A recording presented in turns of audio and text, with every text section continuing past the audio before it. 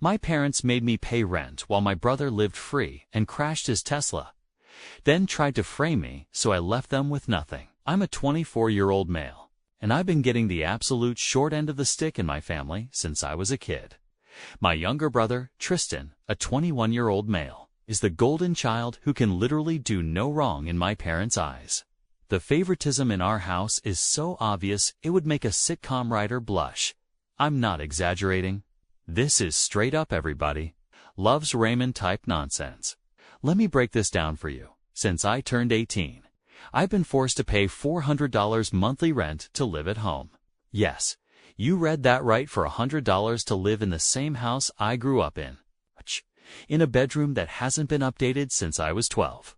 Meanwhile, my brother lives rent-free, eats food I help pay for, using utilities I help cover, and generally acts like he owns the place. When I finally got the courage to call out this obvious nonsense, my parents hit me with that classic, "our house. Our rules" garbage that parents use when they know they don't have a real explanation. The double standards. Don't stop there. When I was in high school, I had to maintain a 3.8 GPA while working weekends at a local hardware store. I wasn't allowed to go to parties because I needed to focus on my future. Tristan, this dude, barely passed his classes, never held a job through high school, and was allowed to party every weekend because he was just being social and needed to enjoy his youth.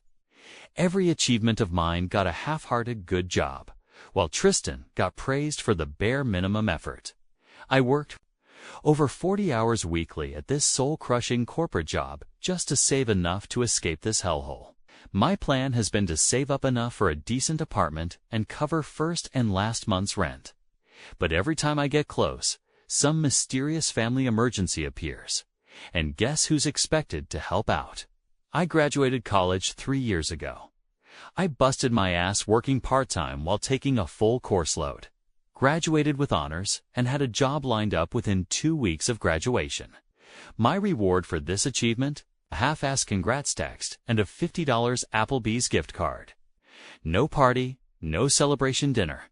Nothing, just here's some mediocre chain restaurant food. Now, keep paying rent. Last month, Tristan finally graduated with a solid 2.4 GPA after 6 years of what I can only assume was professional beer pong training. This dude changed his major 3 times, failed multiple classes that he had to retake. I basically treated college like an extended vacation that occasionally required writing papers. And what did my parents do to celebrate his mediocre achievement? They bought him a Tesla Model 3 Performance, not the base model, but the $60,000 plus version with all the bells and whistles. Premium sound system, the works. I still remember the day they gave it to him. We were all standing in the driveway when my dad handed Tristan a small box. Inside were the keys to this gleaming white Tesla parked across the street. Tristan started freaking out, jumping around like he'd just won the lottery, while my mom took about 500 pictures for Facebook. Then my dad looked at me, noticed my face, and said, "I kid you not, don't be jealous. Your brother deserves this after working so hard." Working hard at what? Beer pong championships. When I pointed out that I graduated in 4 years with honors while working and got squat, my mom had the audacity to say, "Well, college was easier for you." Tristan really struggled. Yeah, he struggled to get out of bed before noon and remember which girl he was dating that week. I could go on for hours about the blatant favoritism, but you get the picture. For my entire life, I've been treated like a second-class citizen. In my own family, from the moment Tristan got that Tesla, it became his entire personality.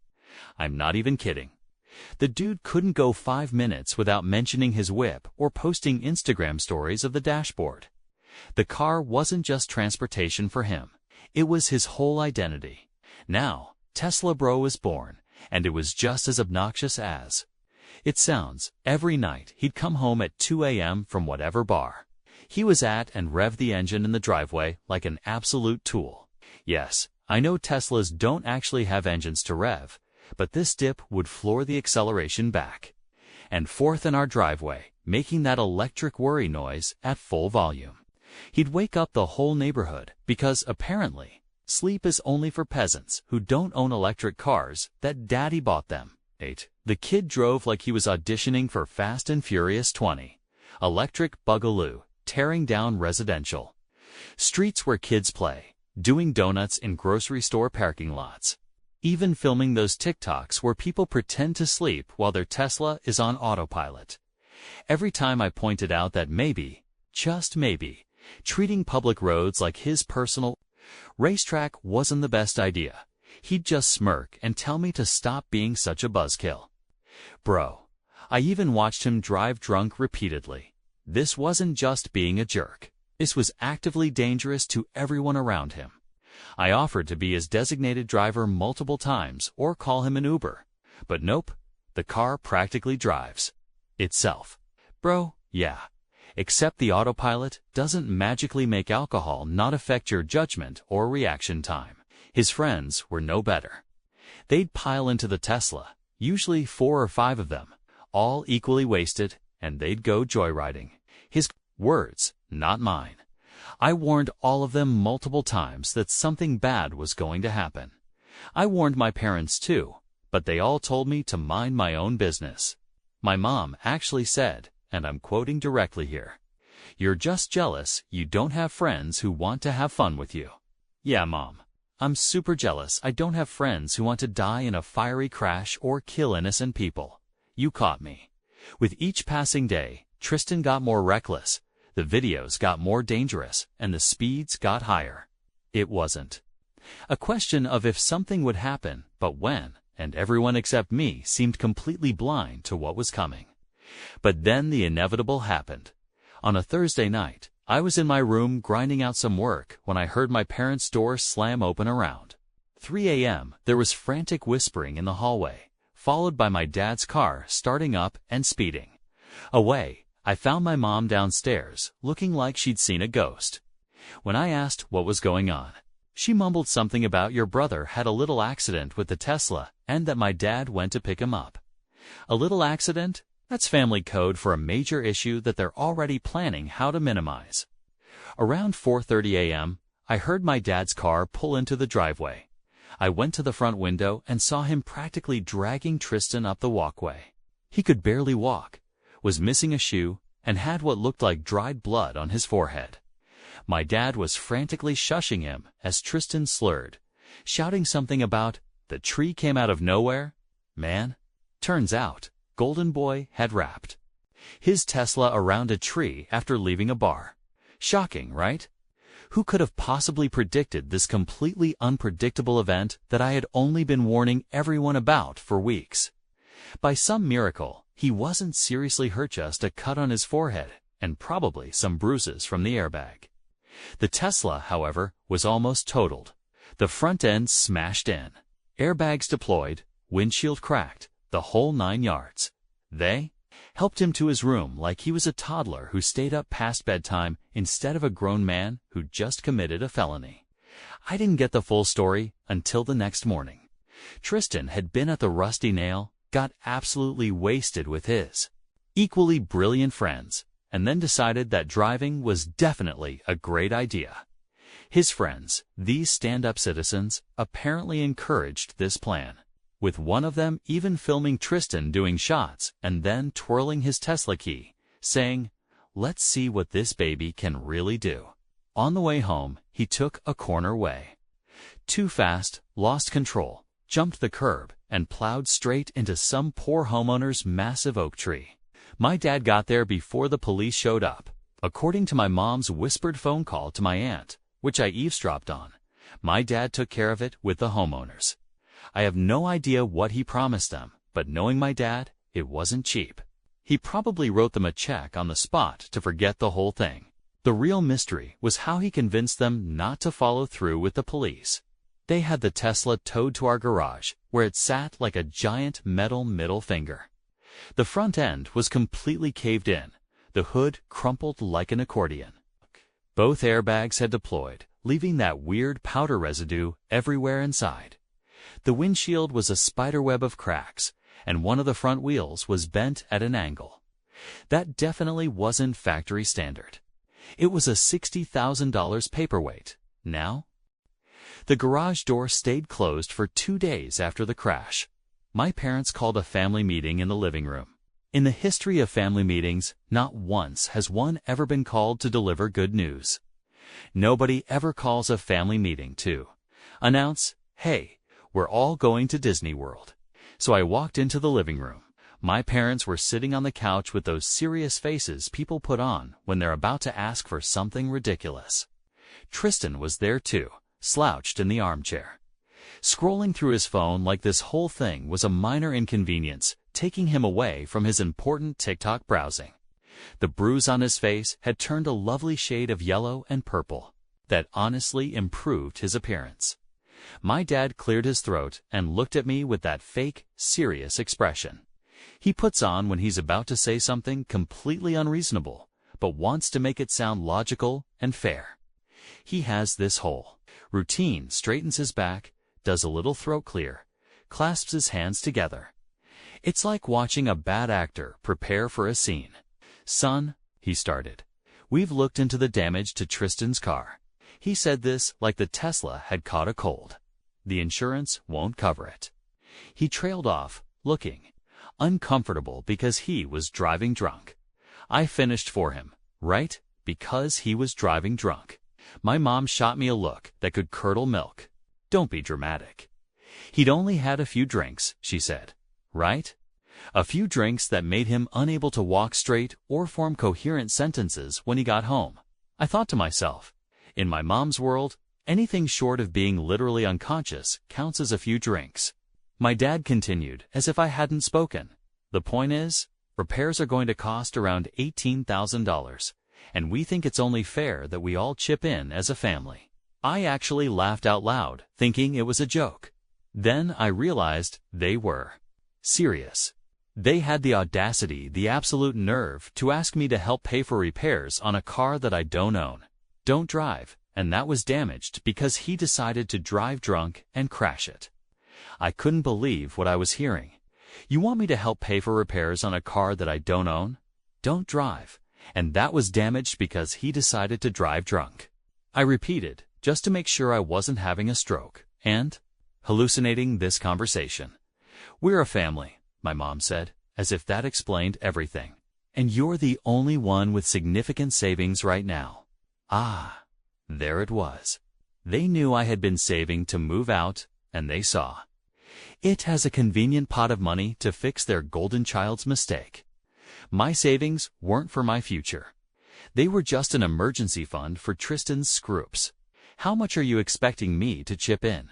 I asked, making air quotes around chip in, because we all knew that was code for pay for most of it. My dad had the decency to look slightly uncomfortable.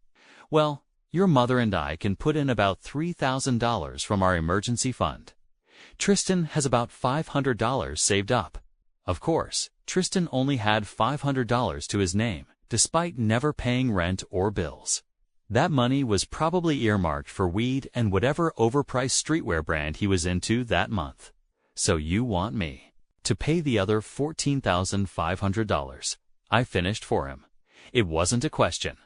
My dad nodded like he was relieved. I understood. "We'll figure out a payment plan, maybe $1,000 a month until it's paid off. We know you've been saving up."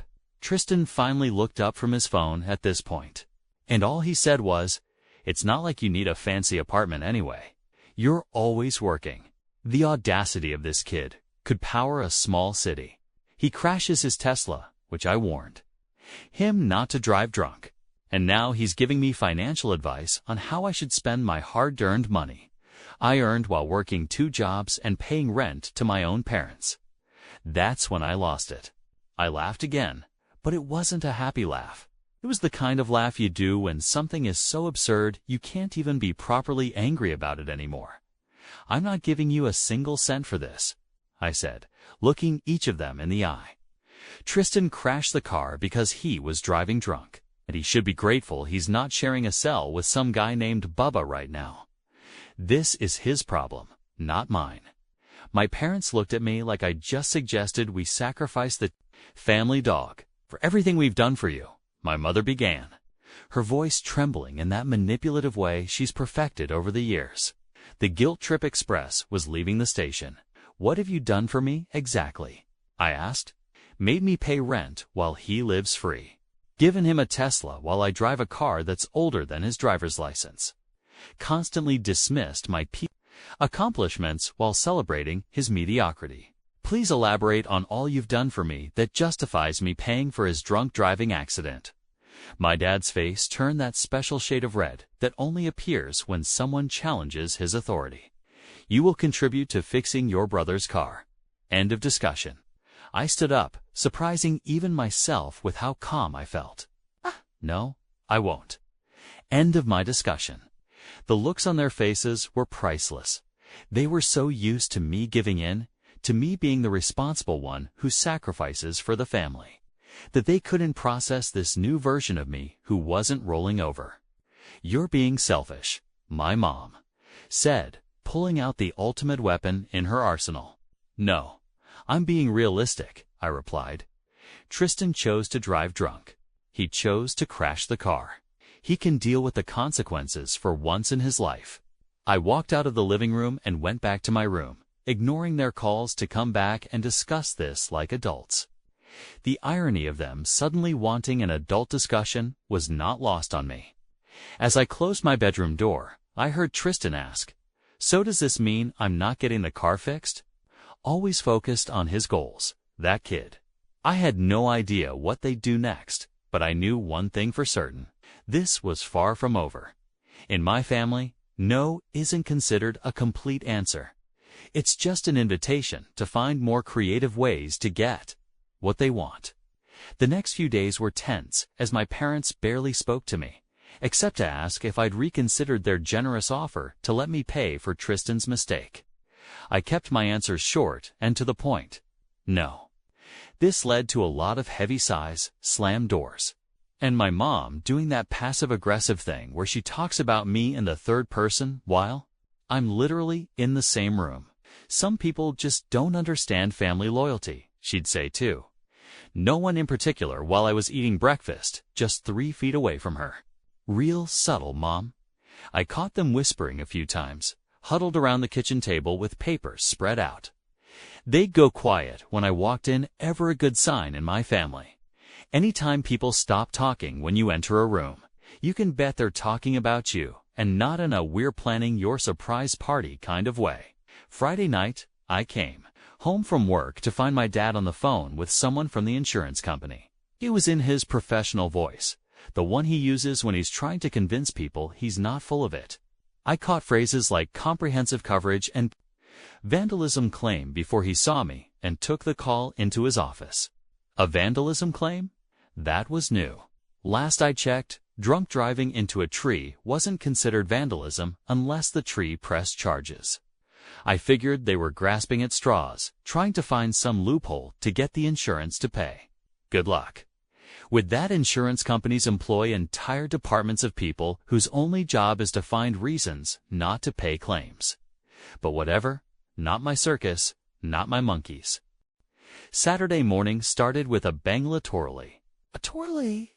I was jolted awake at around 7 a.m. by what sounded like someone beating the heck out of a metal trash can. I stumbled out of bed and looked out my window, which overlooks our driveway, but I couldn't see anything unusual. The noise had stopped, so I figured it was just the garbage collectors being extra aggressive and went back to bed.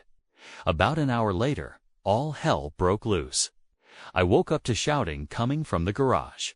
I threw on some sweats and went downstairs, to find Tristan standing in the open garage, my parents behind him, all three staring at the Tesla. The car was even more wrecked than before. I don't mean a little more damaged. I mean it looked like the Hulk had a personal vendetta against it. The windshield was completely shattered. All the windows were broken, and there were massive dents in the doors and hood. The side mirrors were dangling by wires, and one of the headlights was just gone. It was almost impressive how thoroughly destroyed it was.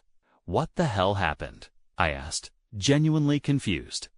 The car had been messed up from the crash, sure, but this was next-level destruction. Tristan spun around, his face red with what looked like practiced rage. Like you don't know you did this. I actually laughed. I was asleep all night. I didn't touch your car. My dad held up something. A baseball bat from my high school days that I kept in my closet as a memento from when I played. Then why was this in the bushes outside? My dad asked, his voice doing that fake, calm thing that means he's actually super pissed. I said I had no idea, but my mom cut me off. Don't lie to us. It was my bat that I'd owned for years, but I hadn't touched it in months. It lived in the back of my closet along with other high school sports stuff I never used anymore. We've already called the insurance company, my dad said smugly. They're sending an investigator on Monday. We told them someone vandalized the car out of jealousy. That's when it clicked. Tristan must have taken my bat and further damaged his already wrecked Tesla. Then planted the bat to frame me. The insurance wouldn't pay for the drunk driving accident, but vandalism might be covered. And bonus points for getting revenge on Big Bro, who wouldn't pay for his mistake. Now it made sense. I looked at Tristan and saw that little smile he was trying hard to hide. This wasn't just him being a spoiled brat. This was actual malice. He had deliberately set me up, and my parents were in on it. You're seriously going to frame me for this?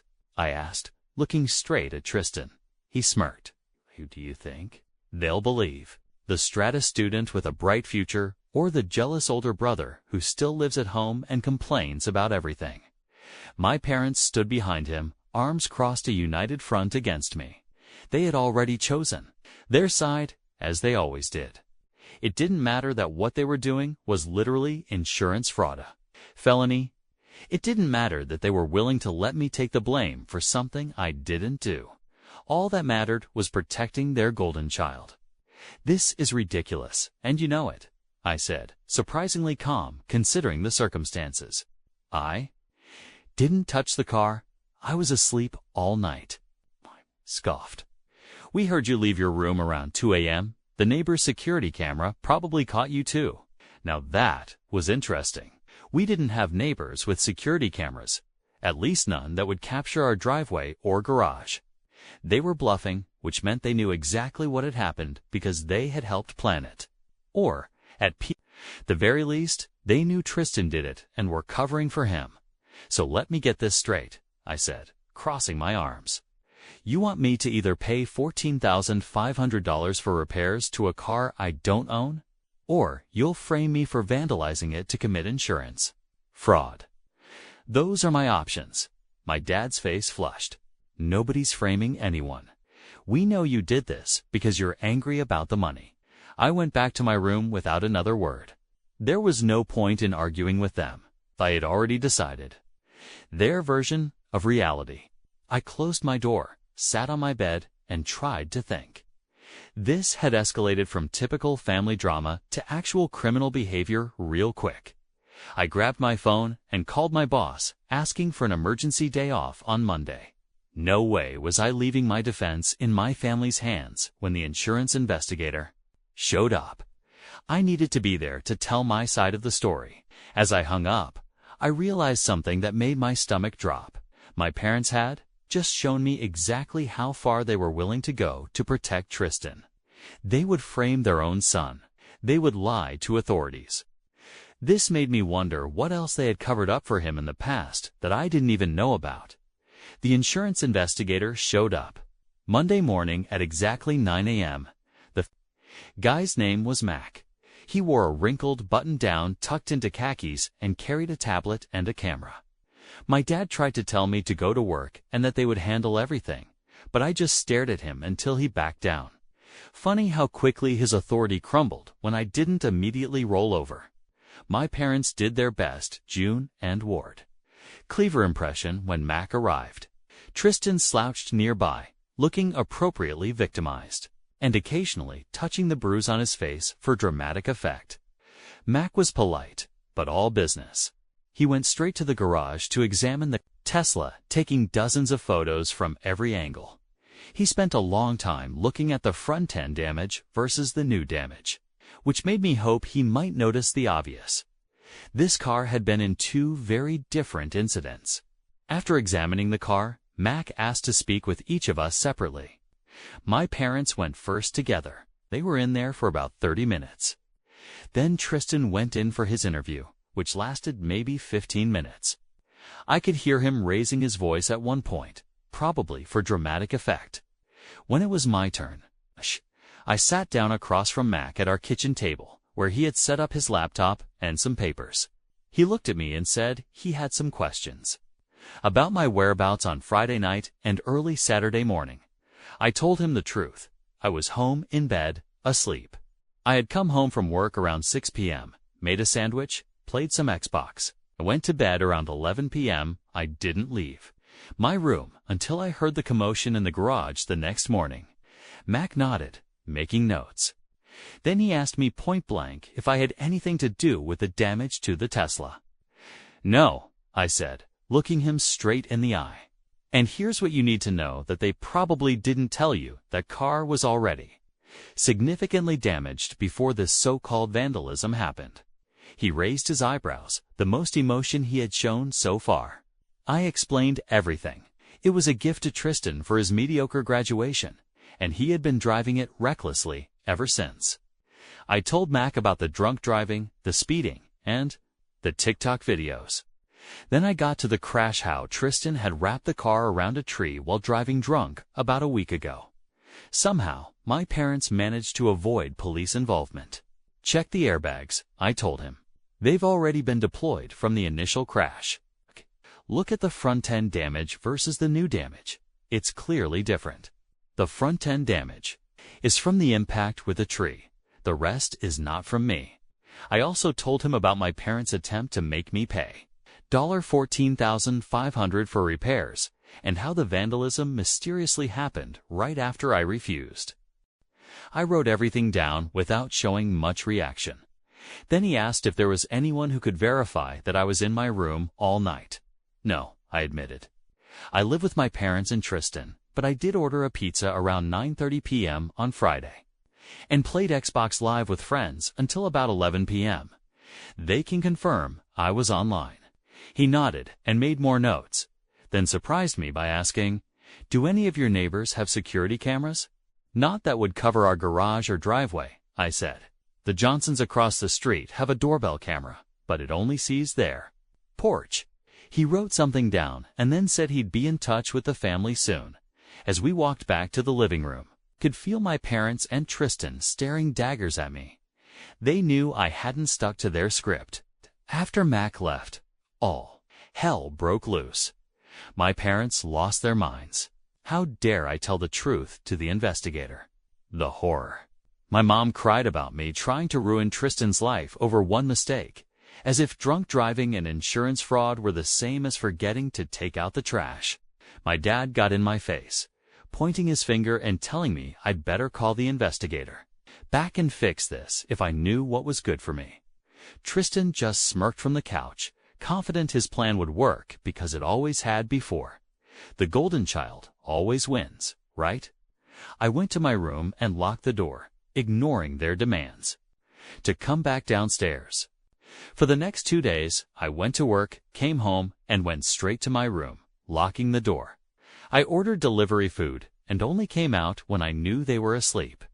It was like living in a hostile foreign country where I didn't speak the language and everyone hated me. On Wednesday afternoon, I got a text from an unknown number. "This is Mac from State Farm Insurance. Could you meet me on Main Street at 4 p.m. today? I have some follow-up questions." I texted back that I'd be there, not telling my family where I was going. I just left work and went straight to Starbucks. Mac was already there, sitting at a corner table with his laptop and a stack of papers. He motioned for me to sit down. "I wanted to talk to you away from your family," he said in a low voice. "We've uncovered some inconsistencies in the claim." It turned out Mac was more thorough than my family had anticipated. He had canvassed the neighborhood looking for security footage and found something. The neighbors 2 doors down had installed a new security system last month that had a wide-angle camera covering most of the street. Guess what it captured at 2:13 a.m. on Saturday morning?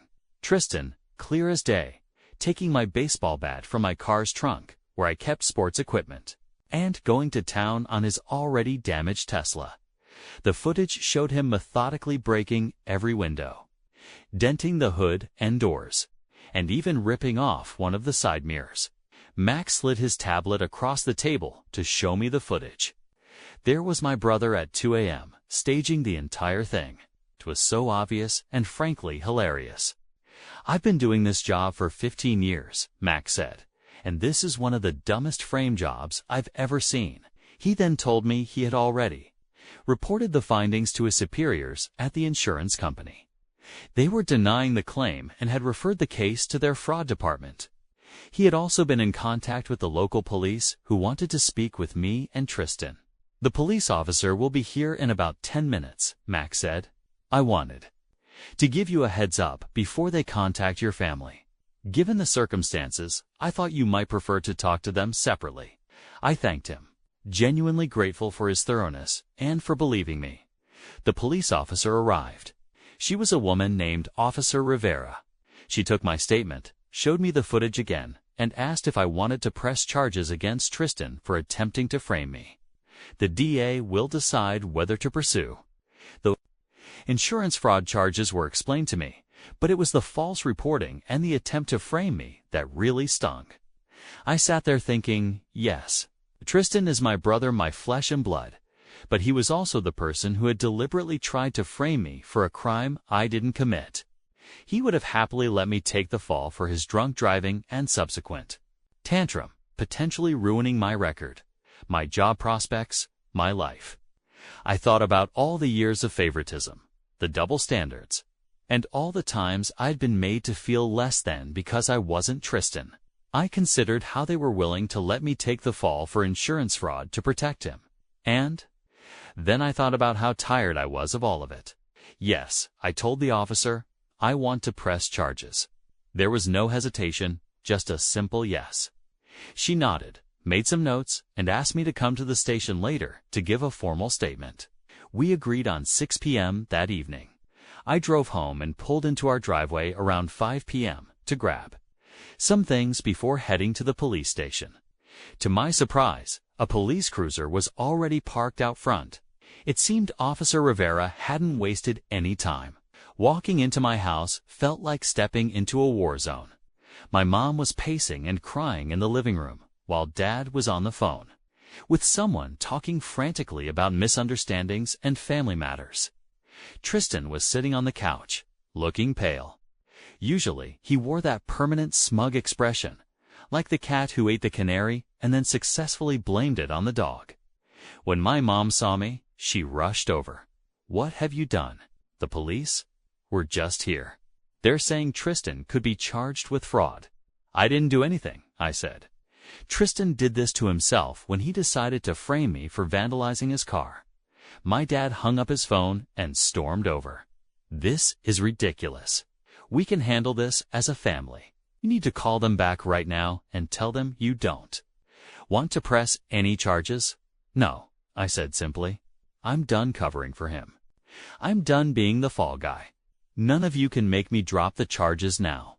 The aftermath was exactly the drama you'd expect.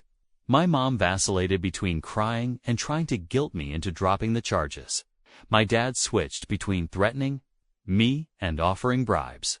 Suddenly, he could help with my rent on a new apartment if I just made this go away. Tristan tried apologizing, but it came off as sorry I got caught rather than sorry I'm a scheming jerk. At 5:45, I went upstairs. I knew I wouldn't want to come back to this house after giving my statement, so I packed a duffel bag with clothes, my laptop, and some important documents. When I came back downstairs with my bag, my parents looked alarmed. "Where do you think you're going?" my dad demanded. "I'm going to the police station to give my statement, and then I'm staying with a friend for a while." My mom started wailing louder. "You can't leave. We need to handle this as a family." "We stopped being a functional family a long time ago," I replied. "Maybe we never were." My dad stepped in front of the door, blocking my exit. "If you walk out that door and go through with this, Don't bother coming back. You'll no longer be welcome in this house. If you do this to your brother, you're choosing to destroy this family." I looked him straight in the eye. "No, Dad, I'm not destroying the family. I'm refusing to let the family destroy me anymore. And if you're really willing to disown me because I didn't let that happen, I'm fine with it." I stepped around him and walked out the door. He called after me, something about ungrateful children and family loyalty, but I didn't look back. I got in my car and drove to the police station. Giving my formal statement took about an hour. The officer explained what would happen next. Tristan would be charged with filing a false police report, attempted insurance fraud, and potentially additional charges related to the original DUI crash that had never been properly reported. "This might get messy," she warned me. "Family cases often do. Are you sure you want to proceed?" I nodded. "I'm sure." When I left the police station, I had a text from my buddy Chris. "Got your room ready? Ordered food.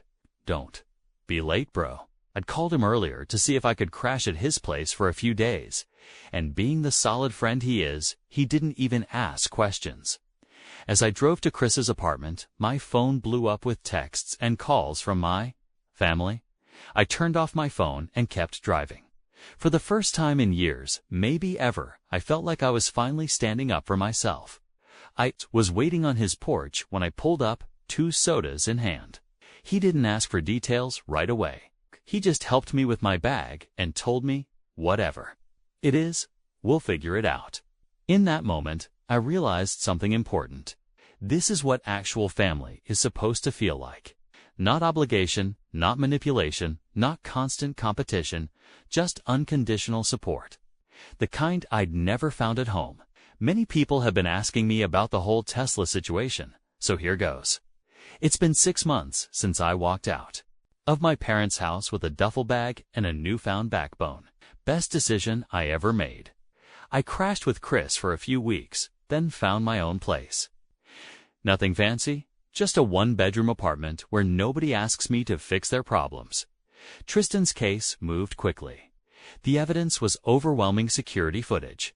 Blood alcohol level from the hospital the night of the crash, which my parents tried to hide, and the insurance investigation report. He ended up pleading guilty to all charges and received 6 months in county jail, 3 years probation, a massive fine, and lost his license for 5 years. My parents weren't charged but faced hefty fines for their role in the insurance fraud. Between legal fees, fines, and still owing payments on a total Tesla, they're basically broke. As for me, I got a promotion at work. It's amazing what you can accomplish when you're not constantly dealing with family drama. I'm also taking night classes for an MBA. Life is actually pretty good now. Now for the update you've all been waiting for. Last month, the texts and calls started rolling in again. First from my mom, then my dad, and finally even Tristan using his jail-approved phone time.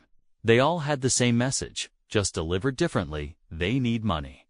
Mom went with the classic guilt approach. "We're about to lose the house. After all we've done for you, how can you abandon us now?" Dad tried his usual intimidation. "You owe this family. Man up and help us out." Tristan actually apologized first, saying jail had changed him and he sees things differently now before asking for commissary money. You know what was really funny? Last week, my parents showed up at my apartment unannounced. I have no idea how they got my address, probably through some mutual family friend. There they were, standing outside my door, looking significantly pathetic. Both of them had that desperate look. They had a whole pitch prepared. They were selling the house, but needed money to transition. The bank accounts were frozen. Dad lost his job after the scandal, and Mom's anxiety was acting up. Wouldn't I please help my family in their time of need? I listened to the whole thing without interrupting, watching them spin their sob story with their dramatic performance. When they finally finished, I just stared at them for a solid 10 seconds before asking, "Sorry, I must have missed something. In your little presentation, could you remind me which part of trying to frame me entitles you to my financial support?" Mom's face crumpled like she'd been slapped. Dad stood there speechless for once in their lives. They had no script ready. The roles were reversed, and they clearly had no idea how to deal with being out of control. They weren't in their house anymore, where they made all the rules. They were at my door, and I held all the cards. I told them I'd think about it, and closed the door.